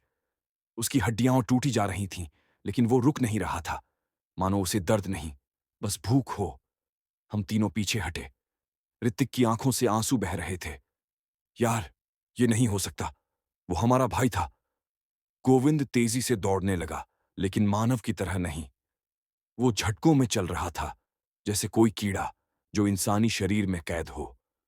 वो ट्रक की स्पीड से लगभग हम पर कूदने वाला था।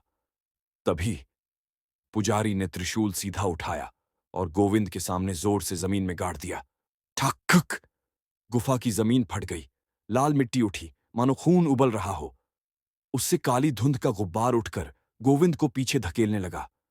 गोविंद चीखने लगा, नहीं, मैं अकेला नहीं। उसके शब्द टूट रहे थे। कभी वो खुद बोल रहा था, कभी वो काली आवाज। धुंध ने उसे घेर लिया। उसका शरीर पीछे की ओर खींचता गया, उसकी उंगलियां मिट्टी पर घिसते हुए, जैसे वो वापस लौटना चाहता हो। लेकिन वो धुंध में समा गया। आखिरी बार पूरी तरह खो गया। गोविंद पहाड़ का हिस्सा बन गया था। मैं वहीं घुटनों पर गिर पड़ा। साहिल, मोहसिन, ऋतिक भी रो रहे थे। पुजारी ने सख्ती से कहा, जो गया उसे जाने दिया करो, अब तुम्हें बचना है। मैंने सिर उठाकर उसे देखा। मेरी आंखों में गुस्सा था और नफरत। तू हमें बचा नहीं रहा, तू हमें सौदे में इस्तेमाल कर रहा है। पुजारी मुस्कुराया नहीं।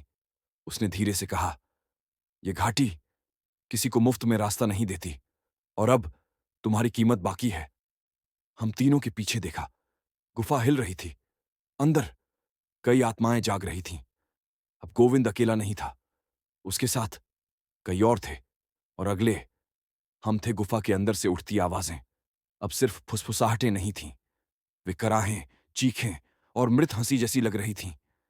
छत से लटकते खोपड़ी के टुकड़े, दीवारों पर रेंगती काली रेखाएं और भीतर से उठती दम घोंट देने वाली बदबू, मानो सड़ती हुई आत्माएं हमारे पास आने के लिए हिल रही हों। पुजारी खड़ा रहा, त्रिशूल कांपता हुआ, आवाज भारी। अब इस घाटी से बचने के लिए आखिरी चढ़ावा देना होगा। मैं चिल्लाया, हमने गोविंद खो दिया, बस करो यह सब। पुजारी की आंखें लाल दिखीं, जैसे वह रो रहा हो, पर उसकी आवाज कड़ी रही। अगर अब नहीं दोगे, तुम चारों हमेशा के लिए यहां के प्रहरी बन जाओगे। हम चार, गोविंद गया था, तो अब हम तीन थे। मैंने गुस्से में कहा, हम चार नहीं, तीन हैं। पुजारी ने धीमी आवाज में कहा, कोई एक और जाएगा। रक्त कम है, कीमत पूरी नहीं हुई। मेरे सीने में डर की जगह नफरत उठने लगी। साहिल रोते हुए बोला, हम अब नहीं भागेंगे, हम लड़ेंगे। पुजारी ने त्रिशूल जमीन में मारा। थक!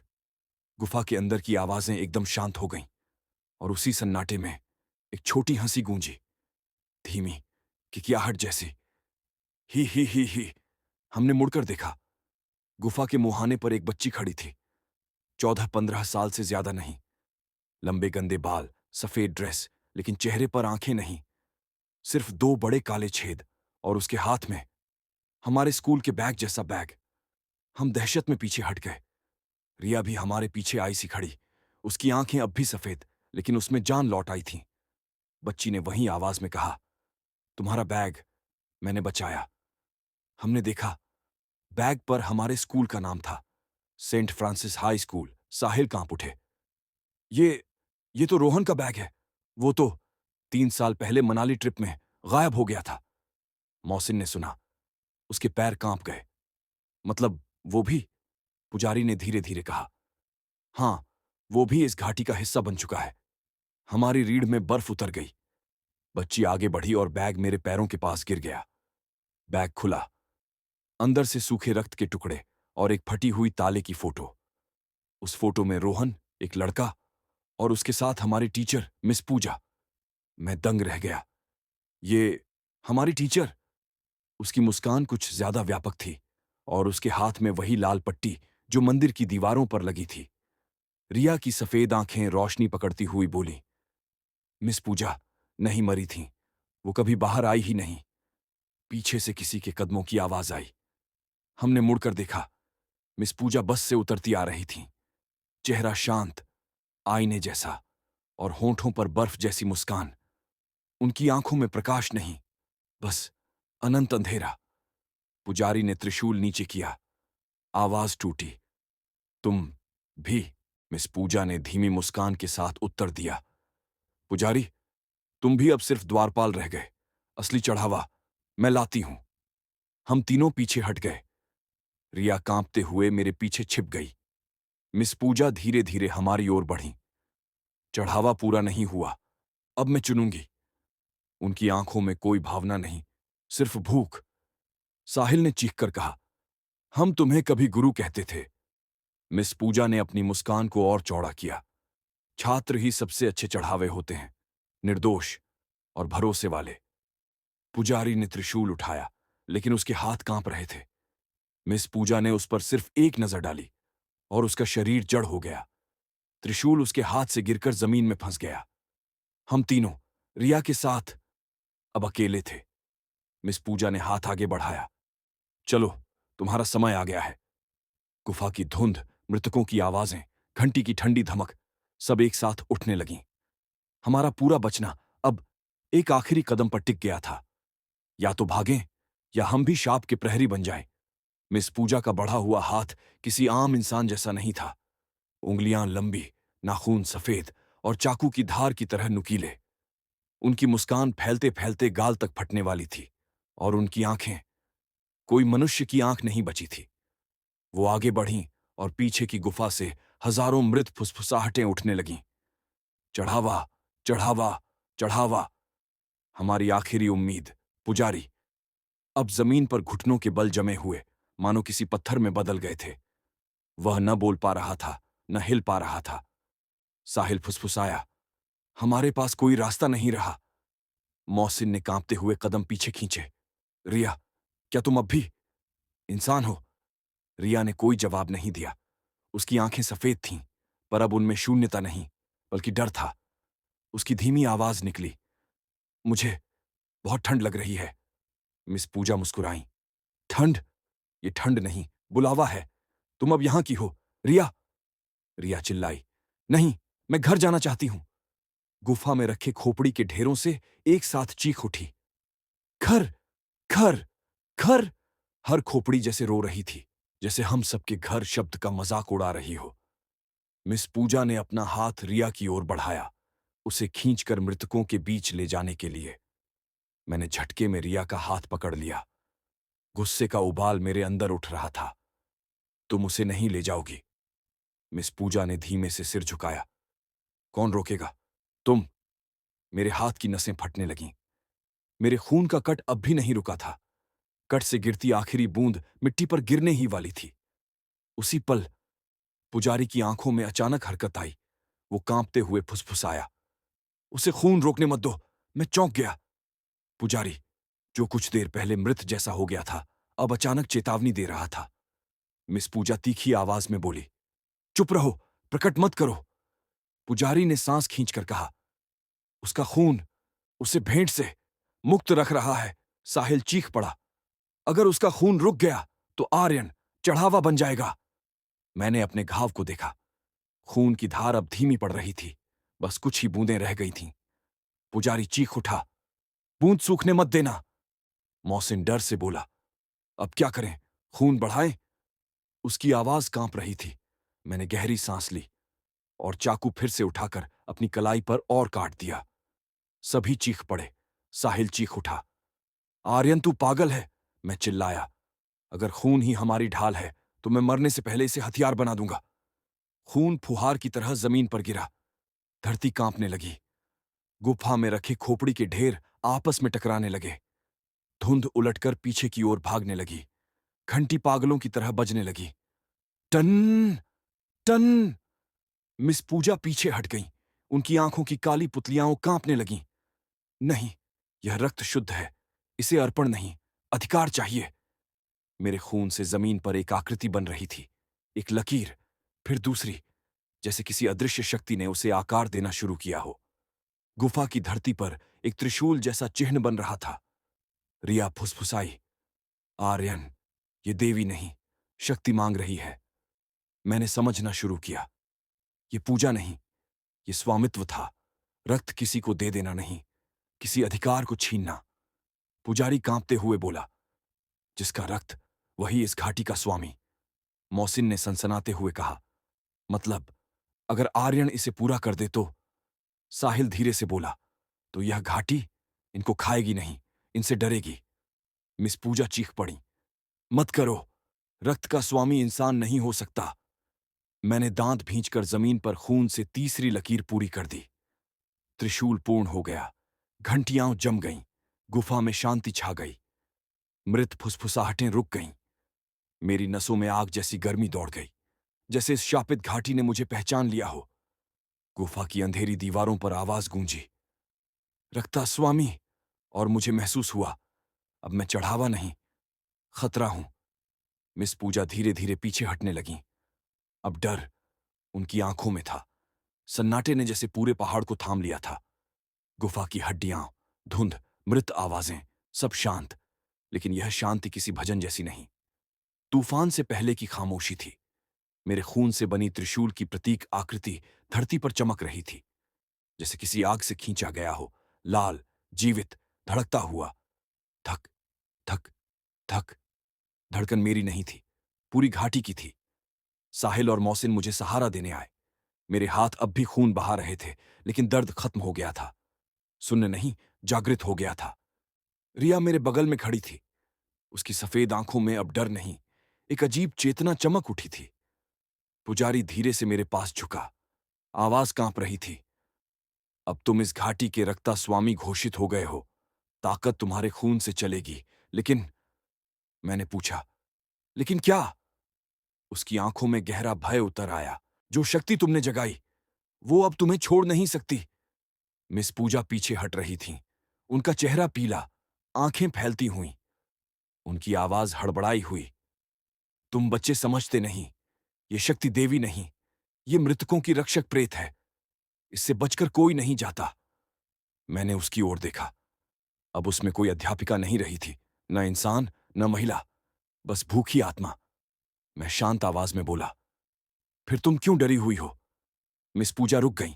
यही सवाल उन्हें जड़ कर गया। प्राणी शक्ति को डराती है, पर शक्ति प्राणी को नहीं। उसने पीछे देखा। गुफा के भीतर अनगिनत आत्माएं अब छिप नहीं रही थीं। वे दीवारों से बाहर लटक रही थीं। शरीर नहीं, परछाइयां, जैसे काली सांपों की भीड़, जीती हुई मृतदेहें। उनकी आंखें नहीं थीं, लेकिन निगाह मेरे खून पर ठहरी थी।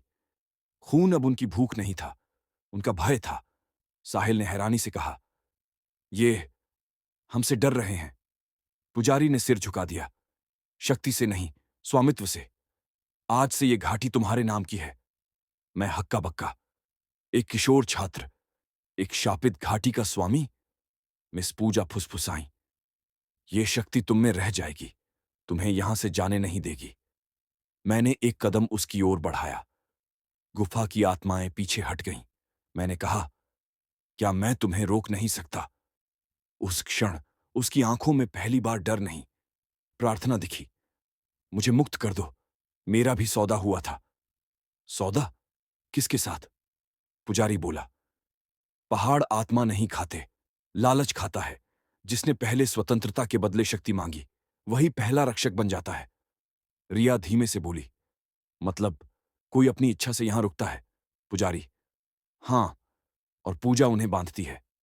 मैंने त्रिशूल निशानी पर हाथ रखा। खून और तेज चमका। गुफा कांपने लगी। हवा भारी हो गई। आत्माएं कराहने लगीं। यह शक्ति मुक्त भी कर सकती है, या किसी को हमेशा के लिए बांध भी सकती है। अब समझ आया, मैं केवल स्वामी नहीं, न्यायकर्ता भी हूं।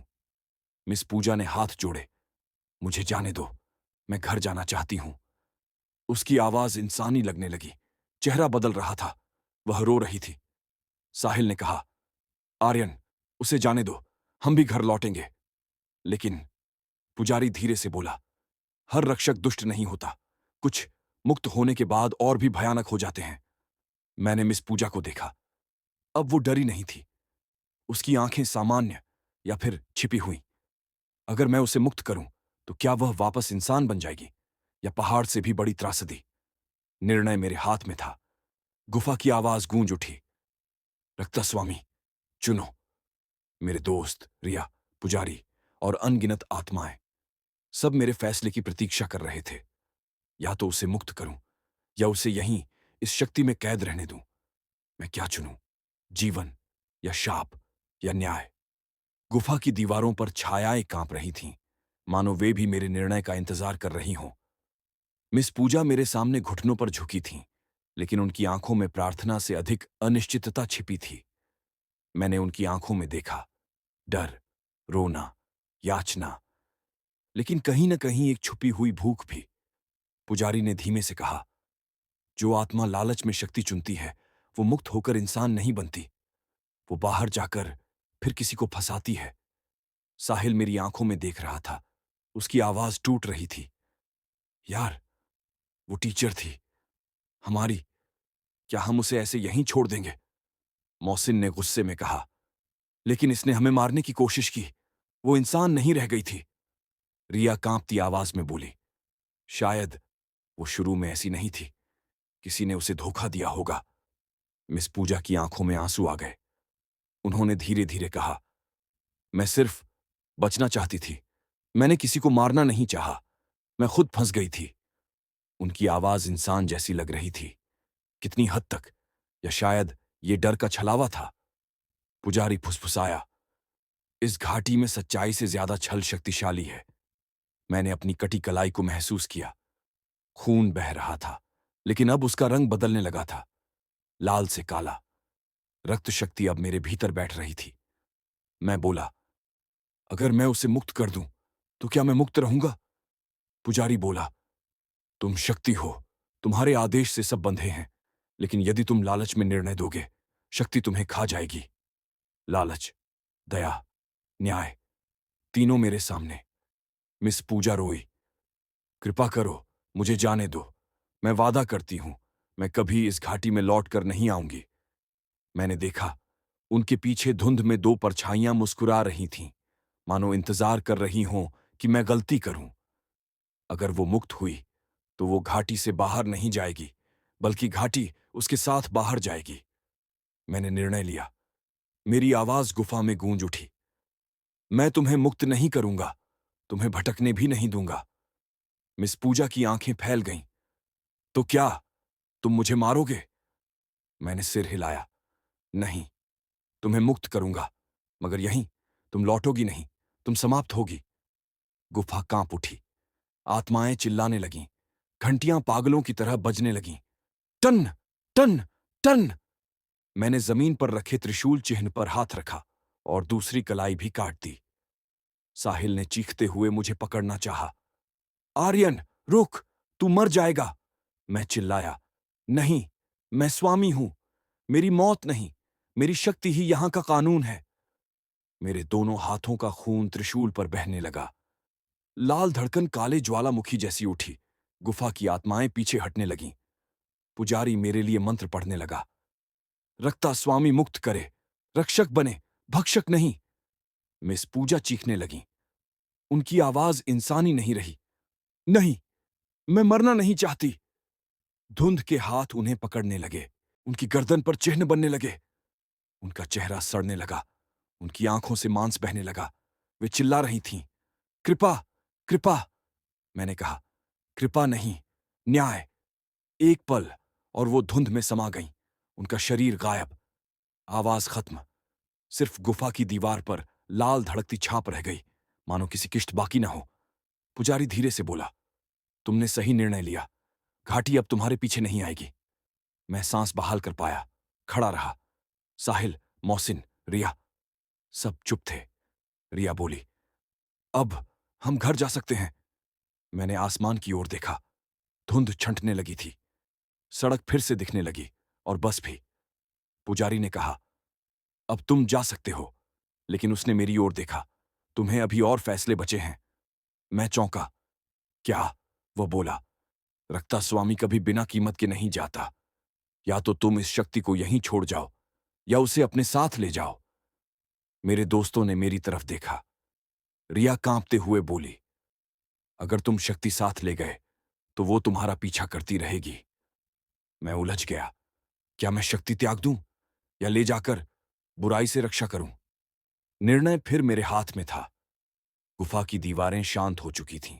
वह मृत कराहें, वह फुसफुसाहटें, सब जैसे अपने अंत की प्रतीक्षा में थम गई थीं। मेरे खून से बना त्रिशूल चिन्ह धीरे धीरे बुझ रहा था, लेकिन उसका एहसास अभी भी मेरे भीतर जिंदा था। पुजारी मेरे सामने खड़ा था, आंखें थकीं, आवाज भर्राई। निर्णय करो, तुम शक्ति को यहीं छोड़ते हो या उसे अपने साथ ले जाते हो। मेरे पीछे खड़े थे साहिल, मोहसिन, रिया और पीछे कहीं गुफा में खोई हुई गोविंद की याद, जो इस घाटी का हिस्सा बन चुका था।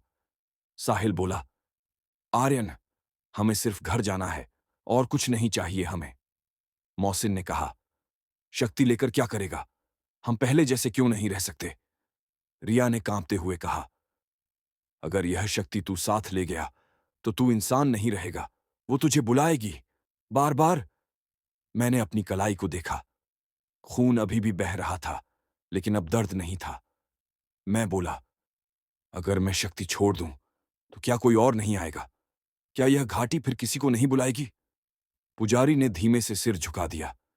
उसकी आवाज दुख भरी थी। घाटी शाप है, रक्षा नहीं। कई वर्षों बाद कोई और यहां आएगा और यह फिर अपने शिकार ढूंढेगी। एक लहर मेरे भीतर उठी। क्या मैं जीकर लौट जाऊं और यह शाप भविष्य में किसी और को निगल ले? गोविंद का चेहरा मेरी आंखों के सामने आया। उसकी चीख, उसका बलिदान किसी अगली किशोर टोली को दोहराना पड़े। साहिल मेरी बांह पकड़कर बोला, ये लड़ाई हमारी नहीं है। हम बच्चे हैं, हम भगवान नहीं। मैंने धीरे धीरे उसकी ओर देखा।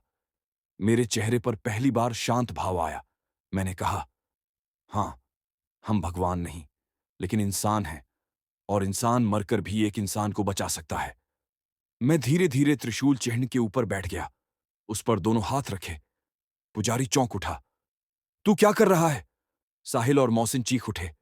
आर्यन, पागल मत बन, घर चल। रिया रोते हुए बोली, मत कर, मत कर, हम मरकर भी तुझे याद रखेंगे। मैंने हंसकर कहा, याद रखना ही तो चाहता हूं। मेरा खून त्रिशूल में गहरा उतरने लगा। धरती हिलने लगी। गुफा की छत गिरी। खोपड़ियां चटकने लगीं। सारी आत्माएं चीखती हुई, भागती हुई, मिटती हुई धुंध की तरह पिघलने लगीं। पुजारी कांप कर बोला, तू शाप नहीं तोड़ रहा, तू इसे अपने अंदर कैद कर रहा है। तू घाटी को खुद में बांध रहा है। मैं चिल्लाया, ताकि कोई और कभी न मरे। किसी का बच्चा, किसी का दोस्त, किसी का भाई। ये शाप न बने। रक्त की ज्वाला फूट पड़ी। त्रिशूल चिन्ह मेरी त्वचा पर उभर गया। लाल और काला मिलकर मेरी आत्मा में उतर गया। सारी घाटी कांप उठी, फटने लगी, ढहने लगी, समाप्त होने लगी। आत्माएं शून्य में समा गईं। मिस पूजा का चेहरा बिखर गया जैसे सूखी राख। गोविंद की दबी आत्मा एक आखिरी बार फुसफुसाई, धन्यवाद भाई। धुंध खत्म, शाप खत्म, आत्माएं मुक्त, घाटी शांत। मैं गिर पड़ा। अंधेरा। कुछ समय बाद हम चारों अस्पताल में थे। रिया, साहिल, मोहसिन और मैं, डॉक्टर्स कहते रहे। हम पहाड़ से गिरे थे। ड्राइवर, टीचर, बाकी बस लापता। सिर्फ हम जीवित। लेकिन मेरे हाथ पर काला त्रिशूल निशान अब भी था। डॉक्टर ने पूछा, ये टैटू है? तुमने कब बनवाया? मैं मुस्कुराया। ये पहाड़ की याद है। रिया डर कर बोली, क्या ये कभी मिटेगा? मैंने खिड़की से बाहर मनाली की पहाड़ियों को देखा। हवा शांत थी। मैंने कहा, नहीं, अब मुझे निगरानी करनी होगी। साहिल उदास होकर बोला, अब तू पहले जैसा नहीं रहेगा। मैंने कहा, कभी कभी बचकर लौटना वापस इंसान होना भी नहीं होता। आज मैं ठीक हूं, पर रात को कभी कभी सुनाई देता है, टन टन टन, जैसे कोई घंटी मुझे याद दिलाती हो, तुम अब सिर्फ आर्यन नहीं, घाटी के रक्षक हो। और जब कोई बिना अनुमति, लालच, घमंड या शाप के साथ पहाड़ चढ़ता है, मैं फुसफुसाकर कहता हूं, वापस जा, क्योंकि अब जो बिना आशीर्वाद चढ़ेगा उसे मुझसे मिलना पड़ेगा।